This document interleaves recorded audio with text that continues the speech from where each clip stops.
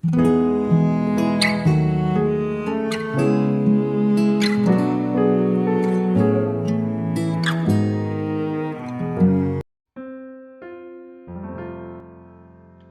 selamat pagi, saudara yang dikasihi Tuhan Yesus.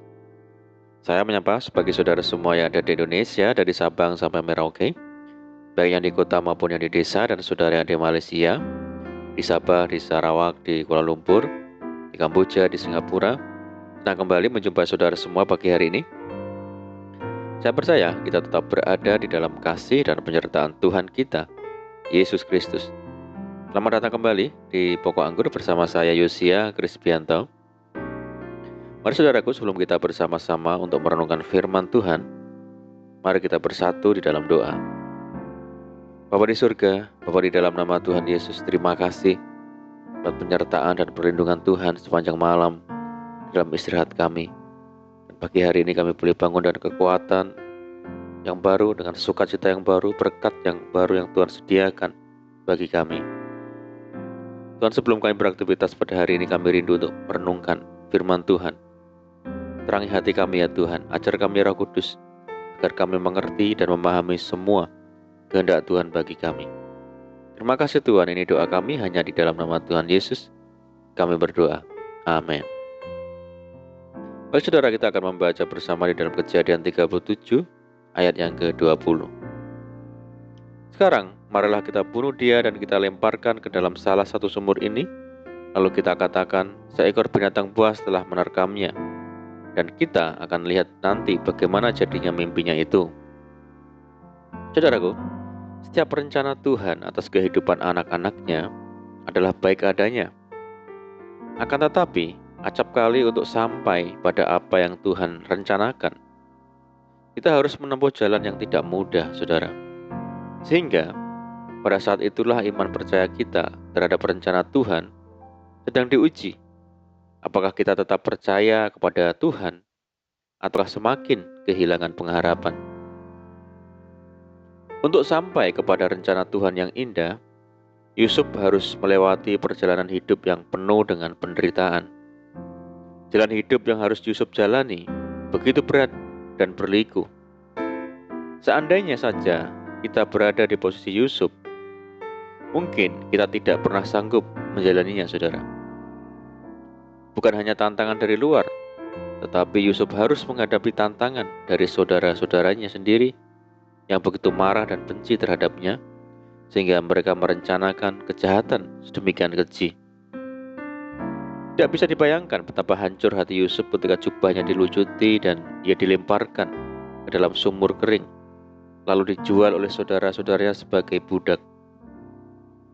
Secara akal, Yusuf tidak memiliki harapan lagi untuk melihat rumahnya serta ayahnya lagi. Melihat apa yang dialami Yusuf, apakah rencana Tuhan gagal atas hidup Yusuf? Apakah Tuhan melupakan mimpi-mimpi yang telah ia berikan? Tidak, saudara. Justru, selangkah lagi rencana Tuhan akan digenapi. Saudaraku, ketika dalam masalah dan penderitaan hidup yang berat, kita seringkali menganggap Tuhan melupakan rencananya atas hidup kita. Tuhan justru memakai masalah dan penderitaan sebagai jembatan untuk menggenapi rencananya. Firman Tuhan mengatakan bahwa rancangan Tuhan berbeda dengan rancangan manusia. Apa yang kita inginkan belum tentu sesuai dengan rancangan Tuhan. Tuhan memiliki rancangan yang sempurna, dan manusia tidak dapat menyelami pikiran Tuhan itu. Hal ini yang seringkali membuat kita tidak mengerti. Begitu pula setiap pergumulan dan tantangan yang kita alami seringkali membuat kita menjadi kecewa ataupun tawar hati. Tetapi sebenarnya apapun yang terjadi dalam hidup ini, janganlah sampai membuat kita menjadi kecewa, saudara. Sekalipun rancangan kita tidak terwujud, tetaplah kita bersyukur. Sebab di dalam segala keadaan Tuhan memiliki rencana yang terbaik buat kita. Tuhan tidak pernah merancangkan hal yang buruk buat kita. Tuhan lebih mengerti akan hidup kita di masa kini dan di masa yang akan datang.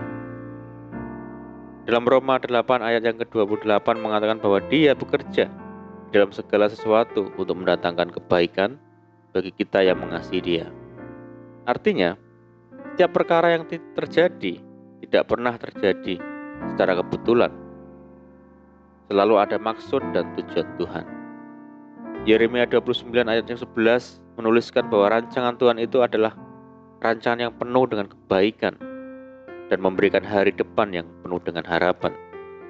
Jadi saudara, jangan pernah keadaan buruk membuat kita menyerah atau menjadi pesimis. Di dalam kondisi apapun, kita harus tetap kuat sebab rencana Tuhan atas kita itu baik adanya, saudara. Dalam firman Tuhan juga dikisahkan tentang Ayub yang secara tiba-tiba mengalami ujian dalam hidupnya. Ayub mungkin tidak memahami maksud Tuhan. Namun setelah Tuhan memulihkan keadaan Ayub, akhirnya dia menyadari bahwa Tuhan sanggup melakukan segala sesuatu dan tidak ada rencananya yang gagal. Oleh karena itu, saat kita mengalami masalah, hendaklah kita tetap kuat di dalam setiap proses yang kita alami. Saudara, majulah terus, sebab di balik proses itu kita pasti melihat rancangan Tuhan yang indah. Untuk dapat mengerti rencana Tuhan, kita harus memiliki penyerahan diri total kepada Tuhan. Kita harus percaya bahwa Tuhan sedang merancangkan sesuatu kehidupan yang terbaik bagi kita. Saat kita berserah, maka Tuhan akan bekerja secara luar biasa di dalam kehidupan kita. Dan Dia akan menyatakan rancangannya yang sempurna bagi kita, saudara. Bila saat ini kita belum memahami rancangan Tuhan, janganlah kita bimbang, janganlah kita ragu, dan jangan kita putus asa.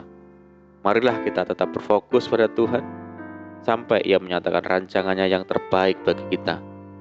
Tuhan akan menyatakan semuanya indah pada waktunya. Jangan pernah takut untuk masuk dalam rencana Tuhan, saudara, karena rancangannya itu sempurna dan tidak pernah gagal atas kita. Rancangan Tuhan akan membawa kita kepada kemenangan demi kemenangan. Amin, puji Tuhan. Mari kita berdoa. Bapa di surga, Bapa di dalam nama Tuhan Yesus, terima kasih buat firman-Mu ya Tuhan. Tuhan, terima kasih buat rencana Tuhan yang indah bagi kami. Walaupun terkadang kami tidak mengerti akan jalan-jalan Tuhan, namun kami percaya jalan dan rencana Tuhan itu yang terbaik dan terindah bagi kami. Ajar kami ya Tuhan untuk tetap setia mengikuti proses hidup yang Tuhan izinkan bagi kami. Terima kasih ya Tuhan. Saat ini kami menyerahkan hidup kami hari ini ke dalam tangan Tuhan. Berkati kami hari ini ya Tuhan. Berkati segala usaha dan pekerjaan yang kami lakukan lewat tangan-tangan kami. Dan jadikan kami hari ini berhasil dan beruntung. Dan sertai kami hari ini dengan penyertaan Tuhan yang sempurna.